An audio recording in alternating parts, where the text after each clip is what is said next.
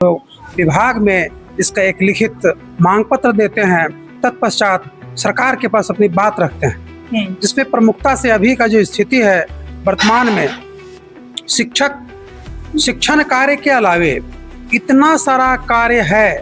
विद्यालय विकास अनुदान की राशि है, विगत 2 वर्षों से विद्यालयों को नहीं मिली है, जबकि प्रत्येक कार्यक्रम हो, चाहे पौधारोपण का कार्यक्रम हो, सरकार का प्रशिक्षण, एसएमसी का प्रशिक्षण हो या अन्यत्र जो भी कार्य हैं बच्चों का, बरसात के बाद चाहे शौचालय की व्यवस्था हो, विद्यालय का रखरखाव हो, चौक हो, डस्टर हो, साफ सफाई हो, सभी तरह का कार्य बच्चों के आधार पर विद्यालय को राशि आवंटित की जाती है। मैट्रिक्स बनाने में खुद का शिक्षक को मोबाइल यूज करना पड़ता है, डाटा भी यूज करना पड़ता है। कुछ एक विद्यालय में आईसीटी जहां स्थापित हैं वहां डाटा भी। झारखंड प्रगतिशील शिक्षक संघ के बैनर तले हर वर्ष की भांति इस बार भी विकास गोष्ठी का आयोजन किया गया, जिसमें हर जिले से शिक्षक उपस्थित हुए। सभी ने अपनी अपनी समस्याएं रखी और खास बातचीत के लिए हमारे साथ में प्रदेश के जो अध्यक्ष हैं वो आनंद साहू जी हमारे साथ में। हम खास बातचीत करेंगे और जानने का कोशिश करेंगे जो समस्या रखा गया उसमें सबसे जो बड़ा मुद्दा है वो किस रूप से देख रहे हैं और क्या कुछ समस्याएं आई हैं। आनंद जी, अभी यहाँ पे कार्यक्रम रखा गया था आपका, जो झारखंड प्रगतिशील शिक्षक संघ के बैनर तले अभी जो कार्यक्रम हुआ उसमें हर जिले से शिक्षक यहाँ पे प्रेजेंट हुए। सभी ने अपने अपने समस्याएं रखी, तो सबसे पहला महत्वपूर्ण आप किसको देते हैं? कौन सा समस्या ऐसा है जो फर्स्ट प्रायोरिटी है आप ले रहे हैं उसमें? सबसे पहले तो आपको धन्यवाद, आपने सरकार के साथ हमेशा मुद्दों को उठाते रहा है और आगे भी उठाते रहेंगे। सबसे पहला बात कि हमारा राज्य कार्यकारिणी का वार्षिक आम बैठक होती है, यह सांगठनिक हमारा प्रक्रिया है। इस प्रक्रिया के तहत में वर्तमान में जो शिक्षकों के साथ में जितनी तरह की समस्याएं होती है, सभी समस्याओं का संकलन करने के पश्चात हम लोग विभाग में इसका एक लिखित मांग पत्र देते हैं, तत्पश्चात सरकार के पास अपनी बात रखते हैं, जिसमें प्रमुखता से अभी का जो स्थिति है वर्तमान में शिक्षण कार्य के अलावे इतना सारा कार्य है, उसके बावजूद भी शिक्षक कार्य तो कर रहे हैं, लेकिन बहुत सारी परिस्थितियां के बावजूद शिक्षक चाहकर गुणवत्तापूर्ण शिक्षा नहीं दे पा रहे हैं, जिसमें आप सबसे प्रमुखता हो। आप जो देख रहे होंगे अभी विद्यालय विकास अनुदान की राशि है, विगत 2 वर्षों से विद्यालयों को नहीं मिली है, जबकि प्रत्येक कार्यक्रम हो, चाहे पौधारोपण का कार्यक्रम हो, सरकार का प्रशिक्षण, एसएमसी का प्रशिक्षण हो या अन्यत्र जो भी कार्य हैं, बच्चों का रजिस्टर हो, एमडीएन रजिस्टर हो, हर तरह का कार्य शिक्षक कर ही रहे हैं। तो कब तक करेंगे? इस सरकार को निश्चित रूप से स्कूल जब तक बेहतर नहीं होगा, शिक्षक अपने पैसे से कब तक लगाते रहेंगे। इसलिए विचार करके यथाशीघ्र विद्यालय विकास की फंड की राशि है सरकार को जारी करना चाहिए। मतलब एसएफसी फंड जो बात हो रही थी अभी, बिल्कुल उसी फंड का विद्यालयों का मरम्मती भी बहुत महत्वपूर्ण है।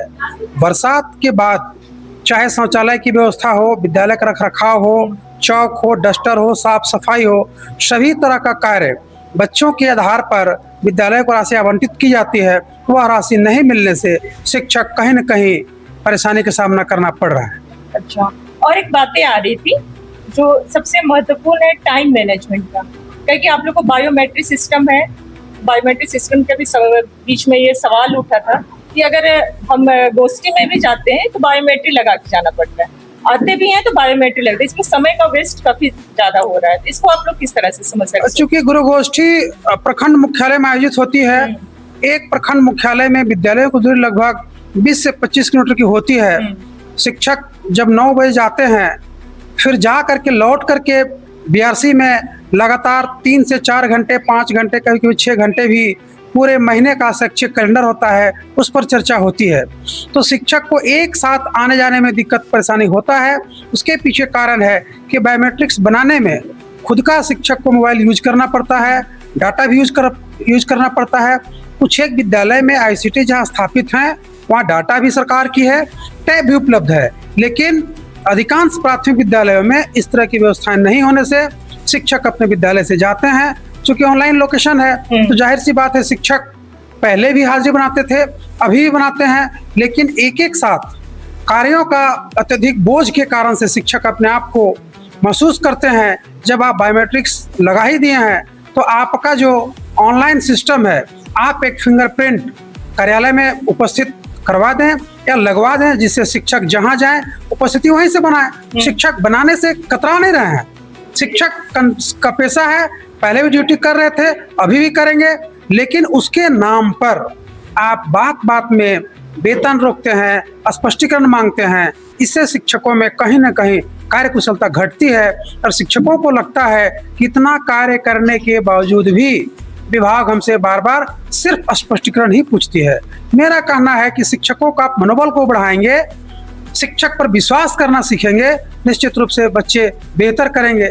और आप तुलना करते हैं प्राइवेट स्कूल के बच्चे को, प्राइवेट स्कूल में सिर्फ और सिर्फ शिक्षण कार्य होते हैं, लेकिन यहाँ हर तरह का कार्य होते हैं और शिक्षक कर भी रहे हैं। लेकिन बीच बीच में आपका जो है जनगणना है, लोग पूरे गर्मी छुट्टी किए, आपका अभी विशेष SIR अभियान चल रहा है, वह भी कार्य कर रहे हैं। आप सभी तरह की छुट्टी के लिए शिक्षक हैं, उनका भी परिवार है, उनका भी दायित्व बनता है कि अपने परिवार के साथ समय दें, जिससे शिक्षक मानसिक रूप से भी तनाव रहित शिक्षा दे सकते हैं। आप आए दिन देखते हैं झारखंड के तमाम जिले में, प्रखंड में बहुत सारे हमारे साथी हमारे बीच से गुजर जा रहे हैं। इसका एकमात्र कारण है उनमें 5 मिनट, 2 मिनट, 3 मिनट भी अगर आप लेट करते हैं, स्कूल जाने के बावजूद भी आपका हाजिरी नहीं बनता है, जिसके कारण से जान गंवाना पड़ रहा है। आप विगत कुछ दिनों में सोशल मीडिया में देखे होंगे, चतरा के एक साथी के एक्सीडेंट हुआ। तो इस तरह की पुनरावृत्ति न हो, इसके लिए सरकार को कम से कम 10-15 मिनट का कंसीडर भी करना चाहिए। और ये लगातार हम नहीं कर रहे हैं, मंथ में किसी कारण से हो जाता है, शिक्षक बाइक से आते हैं, आवासीय परिसर नहीं है, क्योंकि अब यही कारण है। सरकार कहती है कि हम आप 8 किलोमीटर दायरे में रहना है, रहते भी हैं, लेकिन अंतर जिला आपने जो किया बहाली, उसके आधार पर सभी का गृह प्रखंड नहीं हुआ, जिसके कारण शिक्षकों में इस तरह की समस्याएं आती है। अगर आप गृह प्रखंड कर देंगे, अंतर जिला स्थानांतरण कर देंगे, तो शिक्षक अपने परिवेश में अगल बगल रह करके शिक्षण कार्य करेंगे, कहीं कोई दिक्कत नहीं है। हम काम से भाग नहीं रहे हैं, मेरा पेशा है पढ़ाना, हम पढ़ाएंगे और पढ़ा भी रहे हैं, तभी तो गुणवत्तापूर्ण लगातार शिक्षा बेहतर होते जा रही है। मतलब सीधा सा बात आप ये बोलना चाह रहे हैं कि शिक्षक जो होते हैं बच्चों के बेहतर भविष्य के लिए अपना पूरा योगदान देते हैं, लेकिन शिक्षक को शिक्षक की तरह नहीं ट्रेंड किया जा रहा है, एक टेक्नीशियन की तरह उसको ट्रेंड किया जा रहा है। अब ये बोलना चाह रहे हैं, तो इसको लेकर संगठन किस तरह से आगे कार्य करेगी? फिर संगठन हम लोग प्रयास कर रहे हैं सरकार से बातचीत करने का, हम लोग भी संवाद में विश्वास करते हैं, प्रयास करेंगे। पत्राचार करके हमारे माननीय सचिव महोदय हैं विभाग का, मुख्यमंत्री महोदय हैं, के माध्यम से संज्ञान में लेंगे। अगर इसके बावजूद बात नहीं मानती है तो फिर हम लोग अगली रणनीति बैठक करके तय करेंगे। संगठन का विस्तार करने के लिए बहुत सारे नए सदस्यों को भी आज जोड़ा गया। जी, संगठन का विस्तार हमारा अनवरत प्रक्रिया है। किसी भी संगठन का लगातार मजबूती के लिए कार्यकारिणी का कार्यशाला भी आयोजित थी, जिसमें उनको बताया गया कैसे हम लोग बेहतर कर सकते हैं। उसके पीछे कारण है कि कहीं ना कहीं झारखंड में इतना ज्यादा त्रस्त हैं, भया दोहन हो रहा है। अब आप इसके पीछे समझ ही सकते हैं कि सारा सिस्टम जो है अंतर जिला के नाम पर, वेतन रुकने के नाम पर, शिक्षक बहुत ही निरीह प्राणी है। न प्रखंड में BO मिलते हैं और DSC के पास जाने के लिए उनके पास समय एकमात्र बचता है तीसरा शनिवार, और तीसरा शनिवार को सचिवालय बंद रहती है, तो अपनी समस्या रख नहीं पाते हैं। तीसरा शनिवार के लिए जिला के द्वारा जो शिक्षकों की समस्याएं थी, उस समस्या के समाधान के लिए कहा गया था कैंप लगा समाधान करें, लेकिन आपको CL लेना है, ये लेना है, मेडिकल लीव में जाना है, सभी के लिए शिक्षकों को मुख्यालय जाना पड़ता है। इससे परेशान शिक्षक हो करके परेशानी महसूस कर रहे हैं। तो इस पर संगठन देख रही है कि हम लोग कैसे बेहतर शिक्षकों के हित के लिए कर पाएं, क्योंकि शिक्षक संगठन का कोई व्यक्तिगत मामला नहीं है। शिक्षकों का संरक्षण करना, शिक्षकों के हितों के लिए बात करना। आप देख रहे होंगे पिछले 20 वर्षों से शिक्षकों को प्रोन्नति नहीं दी गई है। ग्रेड 4 का मामला हो, ग्रेड 7 का मामला हो, जिससे निकासी में व्यय पदाधिकारी नहीं है, जिसके कारण से BO प्रभार में है, एक BO 7-7 ब्लॉक में पदस्थापित हैं। शिक्षक का टाइम पर वेतन नहीं मिल पाता है। अगर शिक्षकों ग्रेड 4 में नियुक्ति हो जाती, प्रमोशन हो जाती, 7 में प्रमोशन हो जाती, तो शिक्षक का काम है निकासी में अपना काम कार्य करते। और दूसरा महत्वपूर्ण चीज क्या है कि आप MSCP भी नहीं दे रहे हैं।